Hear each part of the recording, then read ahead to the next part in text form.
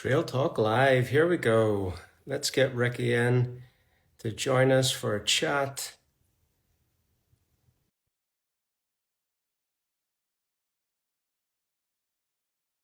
Talk Live on Instagram. Let's just wait on Ricky to join us. Here we go. Ricky's in the house. How's it going, Ricky? All right, what's happening, Aaron? Not bad. Let me readjust myself here and get my head cut off because of you. There we go. Is that a bit better? Oh, I love the slick setup. Everyone, thanks for joining us. I'm Aaron Jimmons. This is Ricky Wynn. Trail Talk Live, Friday nights on Instagram. Let me turn that brightness down a little bit. Is that a bit better? That doesn't look too bad.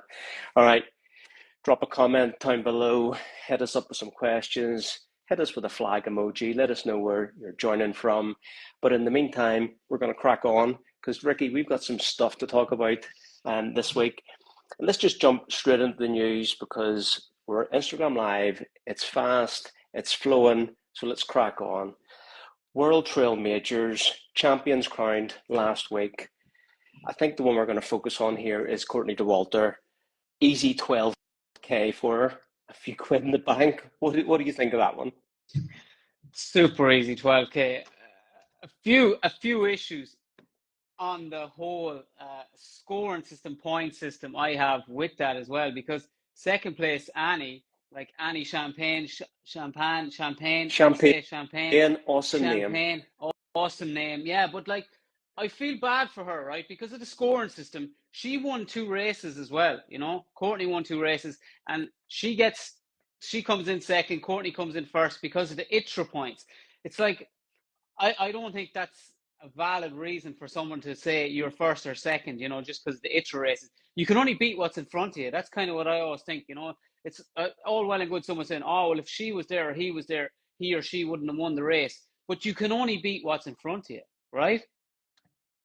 Yeah, but she was never going to beat Courtney anyway, so I think second place is, I mean, for all the respect to Annie Champagne, but to be second to Courtney is probably quite a nice accolade on the CV alone. Anyway, if you look at Annie's record, she's mostly just raced in Canada, and the Grand Raid Pyrenees was her first international race, I'm pretty sure, or first European race. So look, we'll not get bogged down on it, but an easy 12K. But where I want to really get the meat of this conversation on the World Trail Majors is like this is the first year they've run it.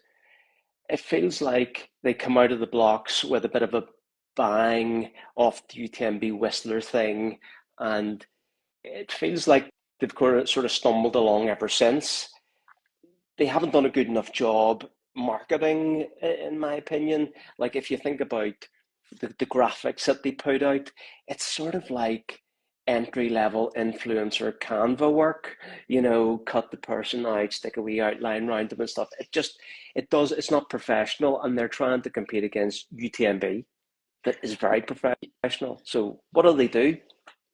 Yeah, but for me, it felt it from the word go, it felt like it was rushed, right? It felt like they were jumping on top of what was going on with UTMB, with Whistler, with things like that. And it was like they rushed it and they never really slowed it back down to make it better. Like it never really kicked on, it never really kicked off. You might have got one or two races in the series that grabbed our interest, but a lot of the races, no offense to the competitors in it, but like to me, there were names I didn't really recognize, athletes I didn't really recognize. So I wasn't hugely invested in the World Trade Majors because of that, you know. Without Courtney, I don't think it would have been much of anything, really, you know. Yeah, look, the best thing about the series itself is the some of the great races that have put their name to it. But as a series, they haven't really done anything to propel that forward. You know, the Ultra Trail World Tour was like a good thing. People enjoyed it, but the UTWT in 2024 would be a nothing. But Yeah. it probably had better branding than a World Trail Majors that's like green and white sort of stuff. I'm a little bit disappointed we haven't seen a bit more from input from Jamil Curry. Like obviously the guy is super busy, a hand in everything that's going with Aravipa. But he's the sort of guy that could have maybe elevated this or given them some more direction. Like I'm not convinced by the race directors of the Hong Kong 100 that are really behind the World Trail Majors and what they can do with this. So I don't know. I think the jury's out. Last comment on World Trail Majors. Yeah, Jamil, you need to up the game, man, because if you don't, it's gonna fade. It's gonna die a death. It's not gonna catch on unless they do something serious. Some big sponsor, some big, I don't know, some bigger prize money. Get bigger athletes over there. You've got to do something that's gonna take away from UTMB, and right now they're not doing it. Let's Yeah, see. Let's see. yeah, because they can coexist. They're not trying to. They don't have to beat UTMB. It just has to be something else that's an adequate series, something to get some interest, to pull in some sponsorship money, and give athletes an alternative to the UTMB circuit because there's enough athletes out there to do that. All right, everyone that's joining, everyone that's in the live, drop us an emoji, say hello, let us know where you're joining from, hit us up with a question. We'd love to hear from you. This is Trail Talk Live with me, Aaron, and with your man there, Ricky. Ricky, next up on the agenda, we have the hype train is going hard from Satisfy with the Rocker. Now, I've got a little bit of Trail Talk exclusive information to drop here, but I had a story up a few days ago, and oh, hey, how you going from Colorado? I had a story up with an image of the rocker shoe. Now, it was sent to me by a follower that was at TRE, and all good journalists won't reveal their sources, so neither will I. But Satisfy, like I did my stories, and then I went off and got on with the rest of my day. Oh shit, whenever I come back to my phone, all hell broke loose. I had messages on Instagram. I had an email from Bryce, the owner or founder of Satisfy, like, please take this down. We haven't unveiled the shoe, etc., etc. I mean, hey, I wasn't to know. We're just in the business of reporting what's happening in trail running, and Satisfy are creating a lot of hype around this rocker shoe. So, like, start off there. What do you think about what you've heard so far about the rocker? Yeah, yeah. Well, I'm gonna go back and say, look, in fairness to you, you're not under embargo from anybody. So like you weren't told not to do it, so it's just an honest mistake. Obviously, we're all excited about this new shoe because we're kind of excited about Satisfy Run. Whatever Satisfy Run and do, we want to know about it. So I've read up a few things on it. Like, when Satisfy come out with a shoe, people are going to ask the question, is it a fashion shoe or is it actually a shoe that can crush the trails? And by all accounts, from what I've read, from what I've looked at, from some of the images that I've seen and what they're dropping on their Instagram and all their other channels, it's looking like it is a shoe to go the distance. It's looking like they're taking advice from Vibram. They've got the Vibram Mega Light outsole on it. It's got some specifically placed rubber. Let's call them dots for now because they're different. They're a lot different than what most shoes are doing. Very similar actually to what Solomon did with the S Lab, with the one with the gator on it, the S Lab Sense. I think yeah, I think that was a shoe that had that very similar outsole, which was very good on muddy stuff, not so good on wet rock. So we'll see. Yeah, it looks good. The upper looks really strong as well. Looks like it's gonna take some abuse as well, which it's going to need to, because I can't imagine it's going to be a cheap shoe, right? Satisfy Run, they sell stuff for extortionate prices. So this shoe, I'm excited to hear. Do you know? You can't get hyped over something that's 120 quid. Look, let's drop some information. We've done some research. The upper is not made of Dyneema. This was a surprise to me because trawling through the comments, Satisfy have confirmed the price point is going to be €280 for the shoe. All right, so put that to comparison. A Vaporfly is €260. Ultra Mont Blanc Carbon is €250, and a Norda is €240. So that's where they're getting their price point from. They're going, okay, we're trying to compete. We're not trying to go ultra premium price point to go make people think, oh, it's so expensive, it must be amazing, I gotta have this. So they're coming in at that price point to compete against these other shoes. But Norda is €240. It has a Dyneema upper, right? It has a Vibram outsole and midsole. Satisfy are using their Rippy brand name that they have on their shorts. They're calling it Rippy 66 or something as the upper for their shoe. Okay, so it's not Dyneema, it's actually a nylon mesh. So it's not going to be as durable as Dyneema, right? I think it's fair to assume. Um, the outsole is Vibram. It's Mega Grip Light Base, but it's not the new Light Base Mega Grip Elite that the Norda 005 is going to come Yeah, out yeah. with. So straight away they're behind what's coming out there. What also we know about the midsole, it's a PIBA EVA foam. They're calling it Euphoria, and it doesn't have a plate. So they're calling it a super shoe. But I'm just not sure. Like, this price point is like, maybe that's how they can go with this price because they're not using Dyneema. Dyneema, maybe they need to go 350 if they want Dyneema and keep their kind of margin. What do you think about that spec? Look, for me, I think Satisfy Run is in a unique place in the market where it is, right? You have fans of Satisfy Run that are going to love this shoe. But I think the general population are going to look at that shoe and say it's an unproven shoe for $280, right? It's unproven. Nobody knows anything about it. The other brands, they've got backing behind them. They've got history. People know the brand. People see the likes of even Norda, right? Norda are niche, but Norda are banging out. You'll see on their Instagram, you see on all their socials, like that they're going the distance. They're getting, some people are getting 1,500, 1,600 kilometers out of a pair of shoe. It's been proven, it's been tested. This is a shoe that's unproven. And anyone that kind of knows Satisfy Run are kind of thinking you're just a lifestyle brand that does running gear. But if I'm going out all out performance, I'm not going with Satisfy Run. I don't mean that in a bad way. I'm just saying that's what they're kind of known for. So I can only imagine the people that this shoe is going to appeal to is the elite sponsored Satisfy runner, and because he's going to have to wear it, right?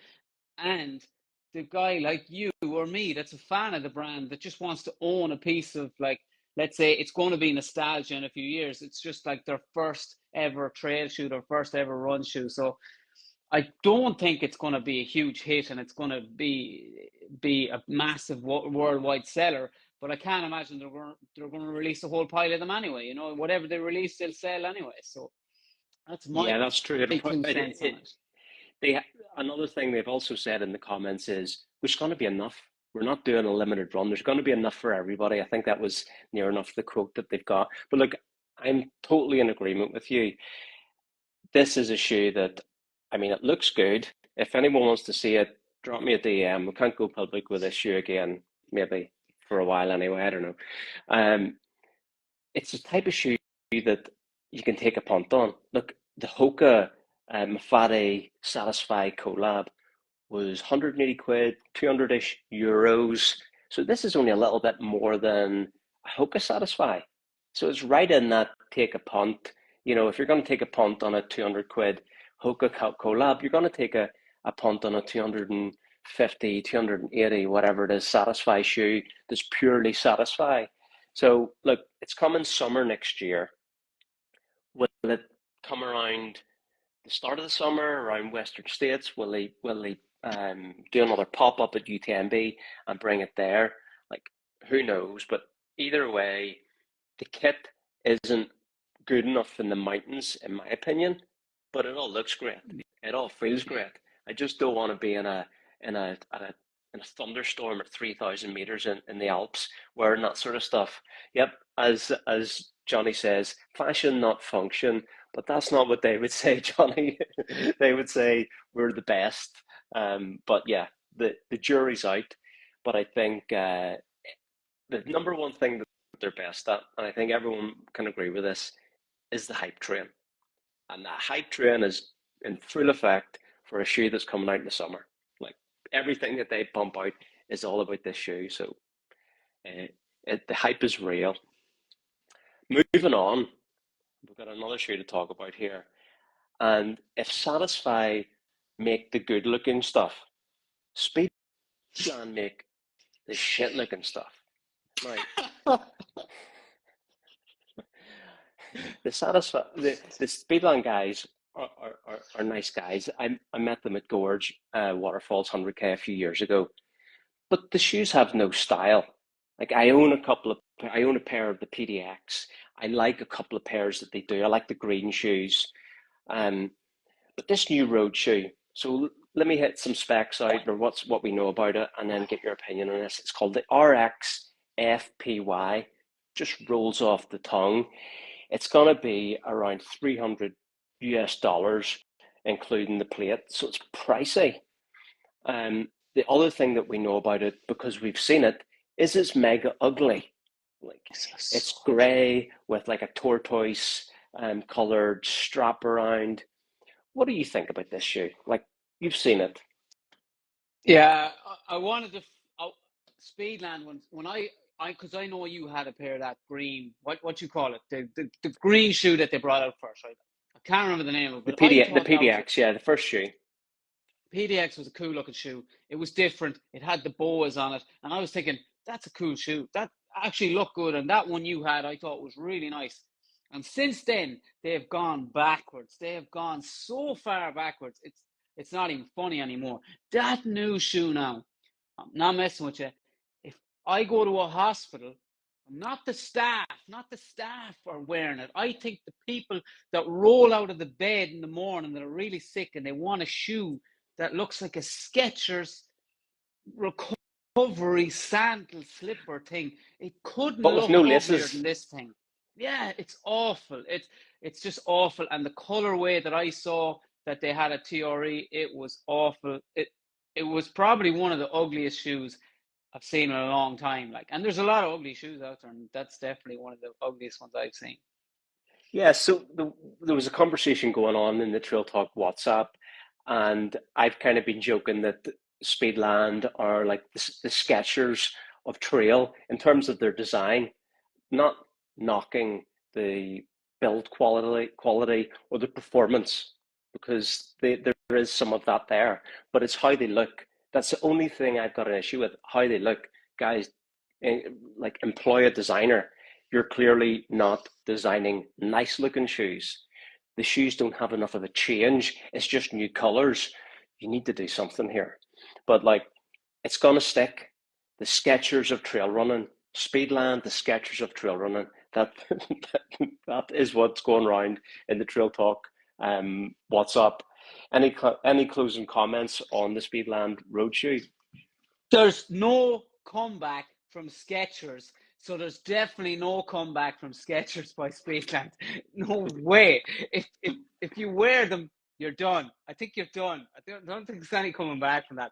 Look, we're talking about shoes that cost a lot of money. Like, so we're talking about the Satisfy Run shoe, but I can guarantee you it's going to be a really good looking shoe. You know, so if someone is spending $280 on that shoe, you're going to get a really good looking shoe if that's what you're looking for. Because I think, look, I know somebody in the Johnny said whatever fashion over function, but why can't we have both? You know, why can't we have both? Whereas in Speedland are gone so far away from a good looking shoe. Like maybe it works well, but I can't even see with the bindings on the front of it. It definitely I don't think that's it can't be a good performance shoe, and it doesn't look good. So no, not for The me. thing that I tear my hair out about here is that the performance of the shoe is probably what costs the money. Like how they're doing, they're changing the foam, so it's an uncompressed midsole, so it's meant to be, have more energy return. So like just the colorway, like the colorway has to be the cheapest, easiest thing to do. So just pay somebody to come up with some nicer designs, Yeah. some nicer colors. Like my God, like there are even if you've got no creativity in terms of colors, you could at least look and see what are the colors that the industry are using. Like we saw the Norda oak, which was like the brown with the purple Mm. kind of accents on it. And there was a Merrill shoe that had very similar, the Agility Peak had a very similar color combination. They could literally just copy stuff like that and make their shoes look better, and nobody would be, nobody would say anything about it. Like nobody said, "Oh, Merrill are copying Norda with the oak colorway." Like people just thought, "Well, that looks good, kind of like that, and I like that shoe, so we're good." But anyway, look, time will tell. But I'm not buying that shoe at 300 quid for something that looks ugly, because Mm. something has to perform and look good, right? It's as simple as that. Like you spend 20, 10, whatever hours a week in these things, so you want them to look good. Next on the agenda, we know I've entered Ultra Trail Australia, the new 100 mile event next May, and it just popped up on my credit card bill how much this race cost. I didn't look because it was in Australian dollars, but it's £518, right? And I thought, oh, I thought the going rate for a 100 miler of like UTMB quality was around the £300, $400 price mark. And this is 43% more expensive than the UTMB finale in Chamonix in August. What the hell? What do you make of that? But how did like I saw it, like you put it in the trail in the WhatsApp group how much this race costs, like, and I was like going, all right, like I understand things are going up, races are getting expensive, but that's an insane price to be paying, like, and that's without taking into like you've still got to get there, you've got to pay for accommodation, you've got to pay for those expensive trail shoes to run the race, you've got mandatory kit list out the gap that's probably going to cost you a small fortune as well. Like seriously, we need to check ourselves just a little bit that this is we're getting outpriced here. We're having to pay extortionate amount of money to do the thing we love. And like if they keep raising the prices, I don't know how is the normal person, normal man and woman going to sign up for these races? It's insane. Like £500 sterling. That's like I don't know what is that 600 and something euros. Like that's insane money. Yeah, yeah, it's nuts. And as Johnny was saying as well, like the Ultra Trail Australia was the first Ironman event that they purchased from UTMB before the kind of the World Series and company investment. And I didn't know that, but it came up my credit card statement as Ironman Australia or something. I was like, oh Hmm. shit, right. Um, Next up on the agenda, 2025 races. Tell the audience what you have planned or what you're thinking about doing.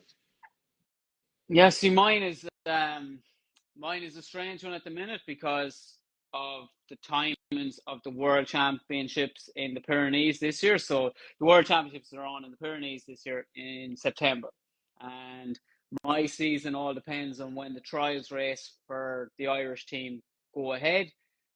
I'm kind of saying hopefully the trial goes ahead in April, and that means I also get into Western States. So that means I can get to do the trials race. I can get to go to Western States. I can get to come back from Western States, recover, and then train and be in good shape for the World Champs in September. Like that's if everything goes to plan. But like there's no plan in place yet because Western States is a lottery. I don't know when the date is going to be set for the World Champs. That mightn't be announced until like mid-January or something like that. So my season's a little bit up in the air.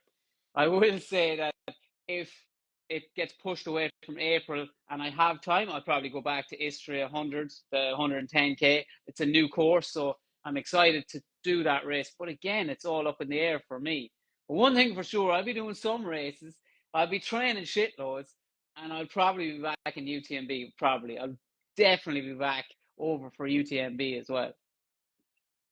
Yeah, absolutely. Yeah.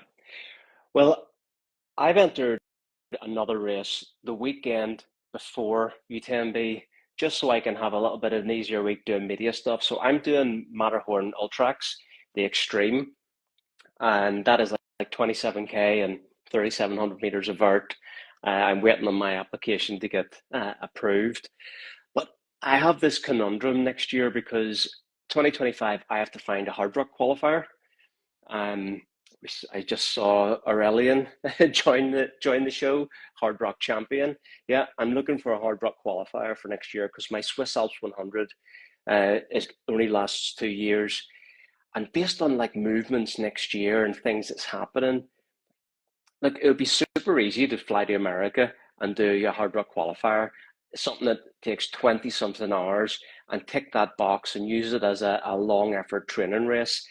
But that's super expensive, and also it's not such a good environmental move just to fly to America to do a Hard Rock qualifier to get into a lottery. So based on my movements next year, I've got two very difficult freaking options. Um, I'm either going to do Lake Biwa 100, which is the Hard Rock qualifier in Japan.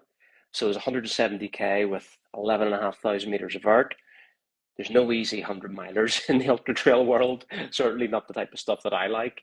But then the other option that I have, I'm going to be in the Alps right after UTMB. I was going to be at Tour de Gent doing media. Do I just bite the bullet and put in for Tour, 330K Tour de Gent? I don't know. That's Lake Biwa, Tour de Gent. I don't know. What do you think? Before I answer that, are you in for Hard Rock this year? Are you in the lottery for Hard Rock next year? Yeah, Yeah. my Swiss Alps covers me for the lottery this year. So, So next year so I have to find a lottery. Yeah, but I mean, this will be my sixth or seventh time in the Hard Rock lottery. So it's maybe getting closer. yeah, but imagine if this scenario happens. I get in the States, you get in the Hard Rock, and Trail Talk goes on tour of America. Now that would be a class 2025. That's what I mean. That's what I want to do. Like, Yeah. we'll bin Ultra Trail Australia. We'll spend our travel budget on going to Camp States, Camp Hard Rock, and come back all Americana. Yeah, that's right, Gary. That would be awesome. I would love to do that. And I mean, we're coming to the end of the show. Thanks everyone for sticking with us. You're going to catch us every Friday night, Instagram Live. Ricky and I, Trail Talk News, talking about the latest and greatest stuff that's going on in our sport, gear, races, banter, gossip. You can get more of that in the WhatsApp group. And we'll close it out in thanks to our American friends and followers and family. Ricky, what are you thankful for over the past 12 months since yesterday was Thanksgiving in America? Yeah, I'm thankful a little bit. Like I don't want to end on a low or anything like that. But right now, Trail Talk for me is live from my mum's house, who isn't very well at the minute. So I'm very thankful that I get to spend some time with my mum. She's in the room next to me. She's laughing her head off, kind of going, "What are you doing?" Like she doesn't understand this at all. But I'm very thankful that she's still with us, and I still get to spend some quality time with her. So super thankful for that. Super, that's a great one. Well, I'm thankful for Trail Talk and you guys because what you guys might not notice is we are just a week past the 12-month anniversary of Trail Talk. We launched it last year at the start of November. So thankful for you, Ricky, my partner in crime through all of this. And then we also have Chrissy, Troy, and Wolfie, who have been strong contributors, and also all of the community, which is 260 something strong in what's on the WhatsApp group. So head over to the bio and join the WhatsApp group if you're into a bit of banter, a bit of training, nutrition, gear, you name it. Ask a question, and the community will answer. And Ricky, I have one last thing to close this on, because it's not very often that I get to beat you. But fantasy free trail last week, buddy. Yeah, You, yeah, you were yeah. ninth, Ultra Trail Cape Town. I was third. And to be honest, who was above me? Aid Station Fireball and Travis Longcar. So basically, they don't count.